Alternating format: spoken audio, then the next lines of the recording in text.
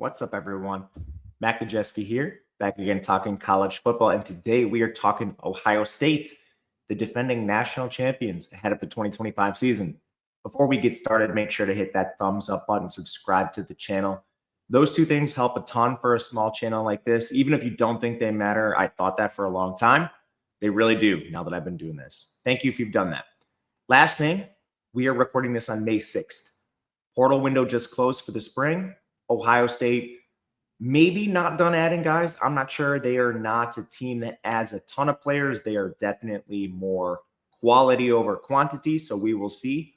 But injuries will happen. Things will change throughout the summer, especially with a few key positions. If I missed something, let me know in the comments. Just trying to get better across any team. Anyway, let's dive into Ohio State with a quick look back to last year's national championship run. Here's where the efficiency metrics finished out for this team. As you can imagine, for a team that won the national championship, they were basically elite everywhere. The only place where we had maybe some concern was the offensive line. That was largely due to injury. They had multiple starters go down in the season, and they were able to overcome this with depth and some position changes, shuffling guys around the offensive line. And then schematically, their coaching is so good, and they had so many talented skill position players that they could work around this. So overall, you're looking at a team that was almost top 20 across the board. Only a couple metrics trailed behind them, and that culminated in a national championship. Just an awesome run for this team. They did lose twice on their way to the college football playoff, but the way the current structure with the expanded format, you can lose a couple games and still get there, and Ohio State did just that. And their losses, I think, were honestly a little bit fluky. The Oregon game, they lose 32-31. That was just a crazy, wild game. There was an onside kickoff that wasn't actually supposed to be an onside kickoff. They traded possessions. And the most important thing with that game is Ohio State made the adjustments before the second game in the Rose Bowl in the playoff, and they ended up with a resounding 20-point victory in the second matchup. Ohio State was a team of adjustments all season long.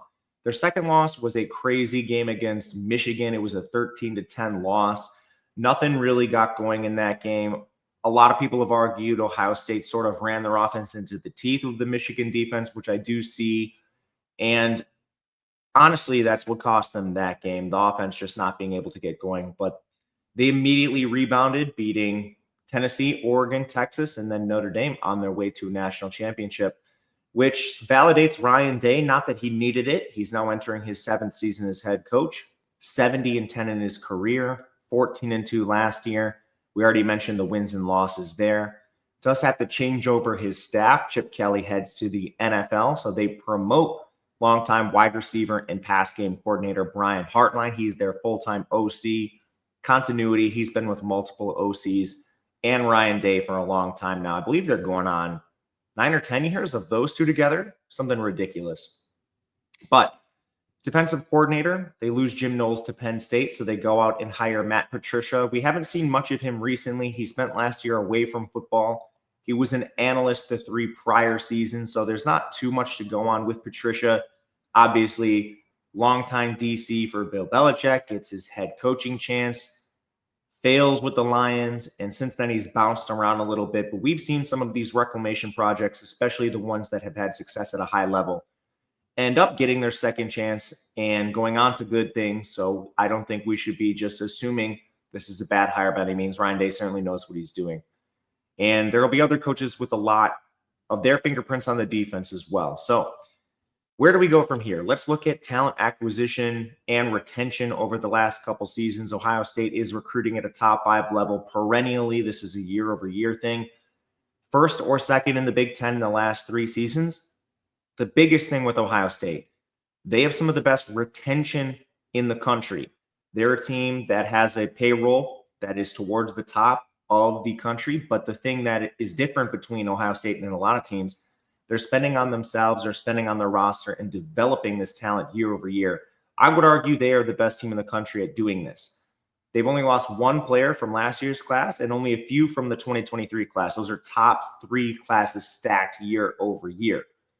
So it doesn't get much better than this. And as far as talent acquisition goes, the only teams that are even close in this ballpark are Texas, Georgia, and Alabama. And Ohio State has done a phenomenal job of this, deserving the benefit of the doubt. So let's take a look at that roster as we move forward to this season. Bringing behind the glass, this is a tool we've created. It's a 2-deep depth chart available in the Discord. The link is below. And basically, we're trying to look at everybody who might contribute this year in a 2-deep format. Transfers are in yellow, have all of their experience stats towards the right of the player, their year in school, the snaps they played the last 2 years, their recruiting ranking in terms of a star. And then we have a value score, which first looks at your recruiting ranking, and then the more snaps you've played on the field, the more it factors in that on-field play. So a guy like Julian Sand hasn't played a lot. This is mostly a recruiting ranking. A guy like Caleb Downs, a lot of that's on-field play. So let's start with the quarterback position. They move on from Will Howard. He goes to the NFL. And now looking at a battle between Julian Sand and Lincoln Kienholz. I think this is going to come down to the summer. That seems to be the consensus. Most people believe the 5-star sophomore Julian Sand is probably the favorite for this. I think that largely is just he's a 5-star. Kienholz is a 4-star, but I don't know if this is decided yet. They're two players that are a little bit different. Sand is 6'1", 203. He's not known as much for his athleticism. I wouldn't call him a 0 on the ground. This is maybe a functional athlete, but definitely a pass-first player. He was the 6th-ranked prospect in 2024. Then you get to Kienholz. He is 6'3", 207, and he is an elite dual-threat option.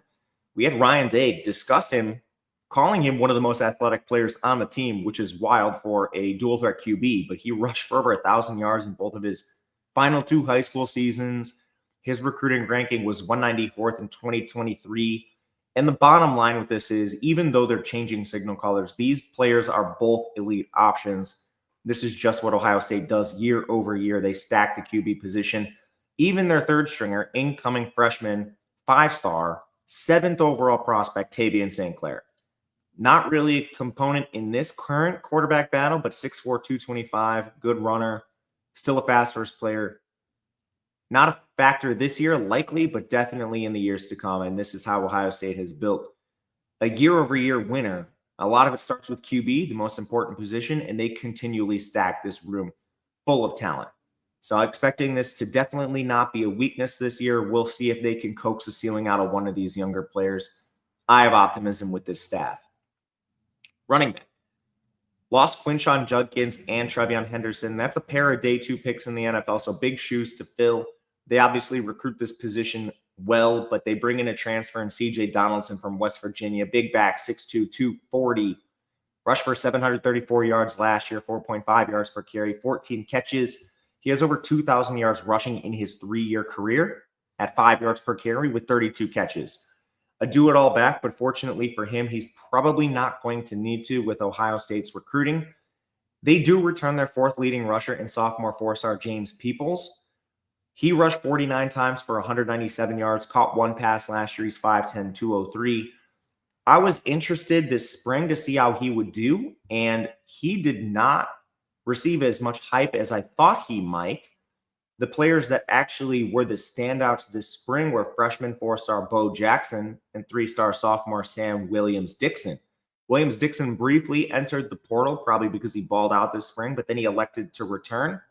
Not sure on the contract details or NIL package, but Ohio State, great job of actually retaining the players that perform for them, so I wouldn't be surprised if it's something like that. Then Bo Jackson, he's 5'11", 205, another player that should compete in this backfield. They also have another incoming 4-star, Anthony Rogers, so just deep as can be as usual. Wide receiver, we have Jeremiah Smith back, the number 1 receiver in the country. They do lose Emeka Egbuka, but this is a loaded wide receiver room. Smith is a 5-star from last year's class as a true freshman, 76 catches, over 1,300 yards, 15 touchdowns. He's 6'3", 215, plays on the outside. There's literally not enough superlatives for this player. You heard NFL draft analysts talking about the next class saying, if eligible, Jeremiah Smith would have been a top 5 pick in this class. That's literally how good he is. Wide receiver 2, they return Carnell Tate. Caught 52 passes last year for 733 yards. He's a former 4-star, another boundary receiver at 6'3", 191, 1.91 yards per out. A lot more people would be talking about him if he wasn't in the same wide receiver room as Emeka Egbuka and Jeremiah Smith last year. expecting big things from Tate. The wide receiver 3 is a little less clear, but it's definitely not a lack of options. In the spring game, they started Bryson Rogers, which was a little bit of a surprise. He's a former 4-star.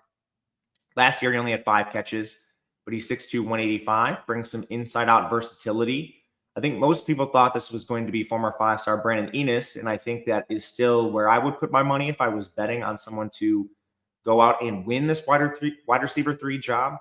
He had 14 catches, 176 yards. He's 6 feet 203, played in the slot 83% of the time. I think those will be your top 4 in some order or another, but don't be surprised if someone else jumps out. They have a couple other 5-stars on the roster, Mylan Graham, Quincy Porter. Graham was a freshman last year, played just 15 snaps. Porter is an incoming freshman. He's the 23rd ranked player in this class.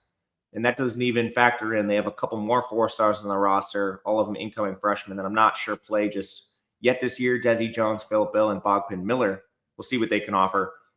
This is one of the best wide receiver rooms in the country. You could argue it's number 1. I would not push back on you. It's an elite unit.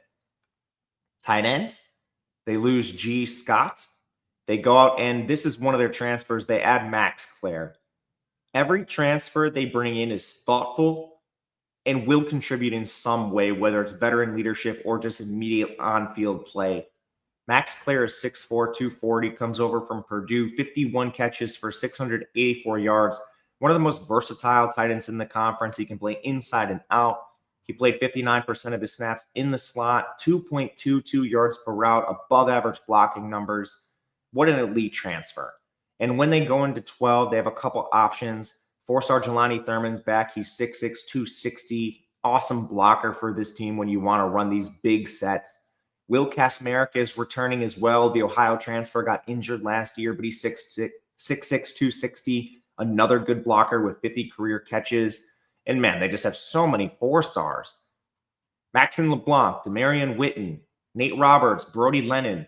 Nate Roberts has been getting a ton of hype this spring. I wouldn't be surprised if he's a factor on this team. I mean, this is just such a loaded room. The biggest concern on offense for me is the offensive line. They do lose 3 players of at least notable caliber: Josh Simmons, Donovan Jackson, Seth McLaughlin. However, injuries to these guys did allow others to accrue experience. So maybe a little more experience coming back than would be normal for a team losing 3 starters. Left tackle, I think this is a projection now. They shuffled a lot on the O-line. Some players were held out at certain points. So the O-line is a work in progress. We'll see how the summer shakes out. But right now, the spring projection, if the season started today, I think you would see Rice transfer Ethan Onyanwa as the left tackle. Onyanwa was a 3-year starter with Rice. He played right tackle for a period of time before he moved to the left side last year. Big 6'6", 345-pound lineman. Only allowed 9 pressures. And we've seen Ohio State have success with these transfers coming up from G5. Josh Simmons was one of these very players. So this should be someone that they can work with, a ball of clay that has a lot of experience, which is solid for this team. Left guard, I think the favorite should be 4-star Luke Montgomery. He's now a junior. He started against Texas and Notre Dame, 261 snaps. He needs a little work, I think, as a pass blocker. He allowed 5 pressures. Very strong as a run blocker. All those pressures came in the games where he started, so that is something that's a slight concern. But obviously, he was a player they wanted to use as a depth piece and was forced into action late in the year. So another year of development should benefit him. Center, you have Carson Hinsman back. He started the final 9 games. Not the best pass blocker. He allowed 14 pressures on those 9 starts. 2023 wasn't much better, where he allowed 17 pressures. He's been benched once, or I guess replaced once is probably the better way to say that. Does it happen again with a younger player is really my only question here. But they do return experience at center. Right guard, I'm not 100% sure. I thought this was going to be Tegra Shabola, but he played 772 snaps at a decent level last year. The big thing that has me questioning that is Ryan Day basically went out and said that Austin Saraveld is going to start somewhere for this team. And he's a guard. He's been playing guard. I think right guard is probably the most logical place to slot him in. He only got 188 snaps last year, split time between the left and the right side. Awesome when he was on the field. I think he's ready to take a step. His efficiency metrics are better than Shabola's, but we'll see how this shakes out. This should be a summer job, but I mean, we've already talked about 3 guards that you could start on this team. Maybe move one to center or adjust your O-line in some way or another. At right tackle, not sure who they go with here. They do add Phillip Daniels from Minnesota, who allowed 9 pressures, started 4 games. All 9 of those pressures came in those contests, but it was against Illinois, Rutgers, Penn State, and Wisconsin. So he's a bit of a projection, but they have a lot of resources. They run very deep here. There's so many 4 and 5 stars on the roster. Tackles, Deontay Armstrong, Ian Moore both return. They have 4-star interior players, Gabe Van Sickle, Joshua Padilla. Incoming freshmen include Jake Cook, Javon McFadden, Carter Lowe. They do bring in a West Virginia transfer and Justin Terry. So if any of these depth pieces, young players, usurp a starter, it's probably a good thing because these players are already entrenched. There's a lot of experience on this O-line because of the injuries. For an incoming freshman or maybe a sophomore 4-star to beat one of them, it would mean they're a pretty good player. So there should be a lot of confidence with Ohio State. They've papered over offensive lines that have had injuries before. This unit has enough talent to be a good unit. Defensive line. The defense loses a lot of production overall, and a ton of it did come from the defensive line. Jack Sawyer and JT Tuimoloau are gone. A couple rotational edge defenders are back. Kenyatta Jackson and Caden Curry. Didn't see a lot of snaps for either of those players, but immensely productive on a per snap basis.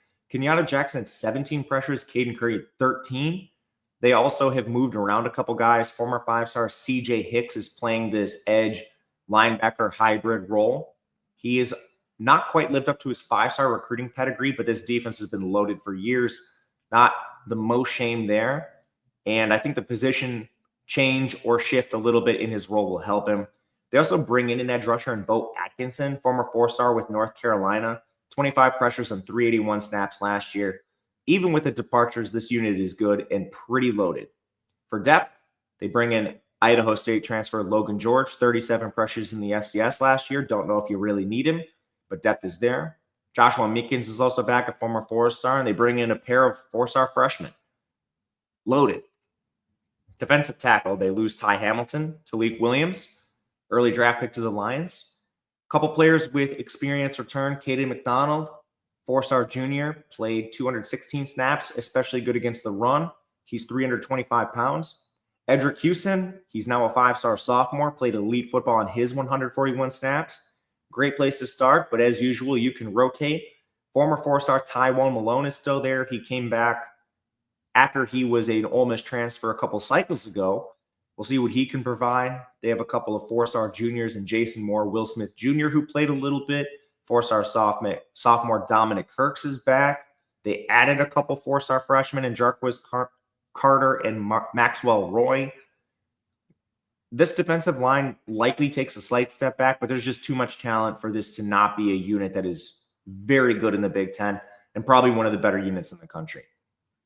Linebacker, they lose Cody Simon, who is a big loss, but they do return Sonny Styles with 2 years of starting experience. He's one of the most versatile pieces on defense. Some of that comes from his background as a former DB. He was second on the team last year with 100 tackles. He had 11 tackles for loss and 2 pass breakups. What a great place to start as the leader of your defense.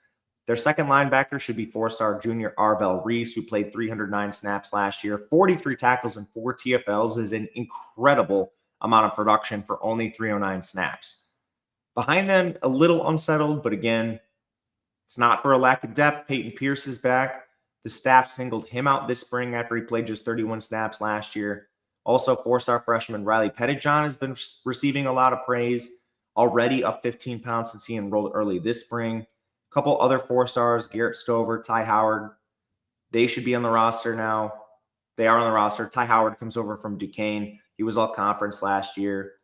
And Stover's a former 4-star. They also bring in 4-star freshman Tarvos Alford. Up at the top, this is an elite position with Sonny Styles and Arvell Reese, but depth maybe not quite as strong as some other players on defense. As long as they're not injured, I have a lot of faith in the linebacker room. Defensive back, major loss in Denzel Burke, but not too much outside of that. Davison Igbinosun is back. Originally the Ole Miss transfer in 2022. He's now started for 3 years. A good season last year. He took a slight step back in the efficiency numbers. If you look at the value score on the screen, he's dinged because of the penalties. When he's not grabbing players, he had 16 penalties. He's actually above average, well above average. 8 PBUs, 53% completion in his coverage. Clean up the penalties, and you're going to see Igbinosun with elite numbers at corner. The opposite corner should be four-star junior Jermaine Matthews. Played a bit last year on the boundary, 396 snaps. Above average play, 65% completion allowed in his coverage. The corner position that's unsettled is the nickel. Out of spring, it looked like Notre Dame transfer and former wide receiver Lorenzo Styles is the early favorite. He transferred out of Notre Dame to Ohio State a couple years ago, has changed position since then, and hasn't played a ton. But when he's been on the field, he's a good run defender, only a 50% completion in his coverage, 3 PBUs. We'll see how he is able to translate. The position change at Ohio State is never something that's easy. And there are other players that could usurp him if we see development over the summer. 4-star sophomores, Aaron Scott Jr., Bryce West are on the team. 5-star freshman, Devin Sanchez is here. Another 4-star sophomore, Miles Lockhart. I mean, it's just as deep as it can possibly be. Safety is led by All-American Caleb Downs, best defender on the team, has started ever since he got on campus. First year was with Alabama. When Nick Saban leaves, he comes over to Ohio State. Last year, he was third on the team with 82 tackles, 3 PBUs, 2 picks. Caleb Downs is maybe the best defender in the country. He is on the short list and likely to be a top 10 NFL draft pick next year. That's how good he is. The other safety spot, in the spring, it was a battle between 4-star junior Malik Hartford and 4-star sophomore Jalen McClain. Both of them played a handful of snaps last year. Both of them logged elite efficiency metrics on the small sample. I think maybe you could even move one of these guys to nickel if Lorenzo Styles or another corner cannot give you what you're looking for. Safety is not quite as deep, but there are a pair of freshmen 4-stars, Fahim Delane and Deshaun Stewart. Just with the amount of DBs on your roster, 4- and 5-star caliber, you could still likely move one of them to safety if you need to. There's just so much talent on Ohio State, even replacing as much as they are. This team should be right in the mix year over year for playoff positions. And we'll see what they can do this year. Special teams, they do return Jaden Fielding, 45th most efficient kicker in college football last year. He was kicking a lot of extra points, went perfect on 73 of them. As far as field goals, he was 13 of 17, only attempted 1 kick from 50 plus, which he missed. He is 12 of 16 on 40 plus field goals in his career, 40 plus yarders. It's not the best kicker, but far from a below average prospect. Gets you what you need at the position without a doubt. So this is an elite team. I think the talent roster is up there with Oregon for best in the Big Ten. And let's see their schedule, because that is going to be a huge determining factor for how this team does this year. Their non-con, they have to open up against Texas. Doesn't get much harder than that. Texas has a lot of the same transitions that this Ohio State team is going to make, new QB, etc. So we'll see how these teams match up. It's going to be the marquee game of week 1. From there, their non-con features Grambling State and Ohio. Should be surefire wins. In conference, it is by far one of the more difficult schedules. You have to play Penn State and Michigan. The only team you're dodging in the elite caliber is Oregon. Lucky for them, they get Penn State at home. Michigan, they're going to have to travel there. Obviously, that's the last game of the season. Always a tricky one, and it's sort of been their kryptonite. They do not play an easy schedule. The bottom of their conference, at least, they don't have many of those teams at Purdue, UCLA, and Rutgers. Luckily, all those are before Michigan, but they've got a lot in the middle. Minnesota is a bowl team year over year. Illinois, they're returning, I think, the most production in the Big Ten. It's close. And that was the team that won 9 games last year. At Wisconsin, a team that is always sneaky in the conference. And then at Washington, they're going across the country for a team that's improved with one of the most hyped QBs in the conference, at least breakout candidates. So a far from easy schedule, but Ohio State's played these schedules year over year for a while now, being in the Big Ten East and now the current addition to the Big Ten. They're no stranger to it. It's just going to be harder than most with that addition of Texas in the non-con. We'll see what happens. But this should be a team that's vying for the playoff. Let me know what you think. If I missed anything, would love to hear it. Otherwise, thank you guys for watching. We'll be back again soon with more content. And until then, good luck. We'll see you next time.